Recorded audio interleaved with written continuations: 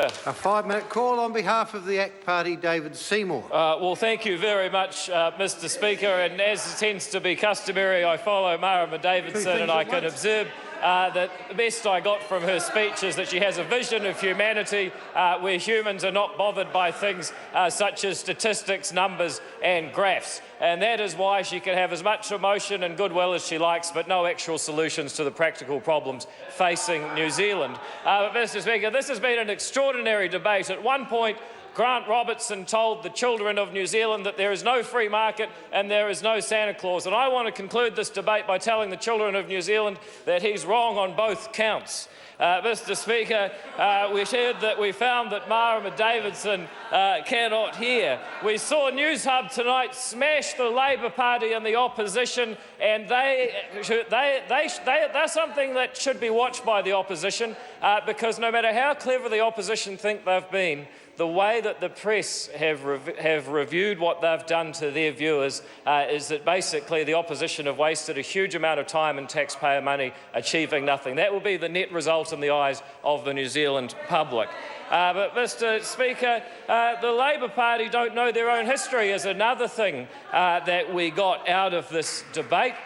We discovered that the Labor Party don't really understand what the role of the state has been in building housing throughout New Zealand history. It was never more than a very small fraction of homes built, even at peak home building times in New Zealand history. But we also had more serious issues that we needed to consider, because I can't think of many problems in New Zealand today that would not be resolved had we not a more functional housing market. The fact of the matter is that Auckland has built 20% fewer houses in the past decade than were built in the 1990s, and that is the reason why we have financial instability. It is the reason why we have social problems. It is the reason why, for instance, you can visit a school where they feel they're almost teaching a different group of kids each term because of transients in the student population, related directly to the shortage of stable housing and accommodation. So we were addressing what is a very serious issue, and it is regrettable that Phil Twyford's amendment, which would have effectively outlawed rural-urban boundaries or urban growth boundaries that have caused so much damage to housing markets in New Zealand, was not able to pass. But the member's got no one to blame but himself.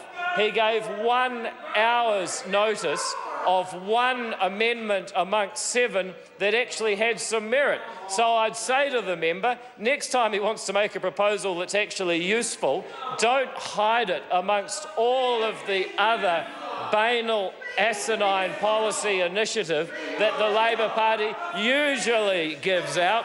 It is impossible to keep track of the Labor's good policy initiatives because they are hidden amongst so many bad ones. A grab bag of failed policies such as a capital gains tax hasn't worked, foreign buyer restrictions haven't worked, government building programs never been a big part of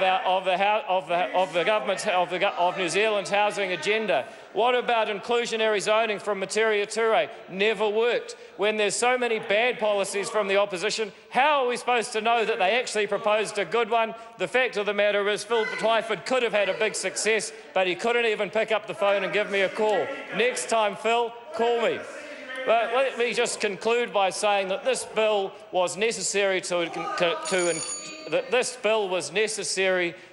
continue the existing special housing areas. It is not ideal, but nonetheless the special housing areas are one of the best things that the government has going right now. They are an island of fantasy attempting to suspend the reality of the housing market, which is a sea of dysfunction.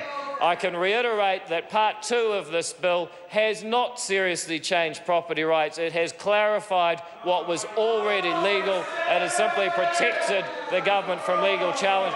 And I'm very proud the ACT Party's made the only successful amendment to this bill. which is more than Full Taifa can ever say. By having a review of that clause, we will substantially improve public policy in New Zealand in good time. We're actually improving public policy for all New Zealanders because we are going to review Part 2 of this bill within 10 years, and with the development cycle of development being 10 years, that means it will be reviewed very soon. Mr. Speaker, thank you very much for the little bit of extra time. I proudly support this bill in this House. Mr. Speaker.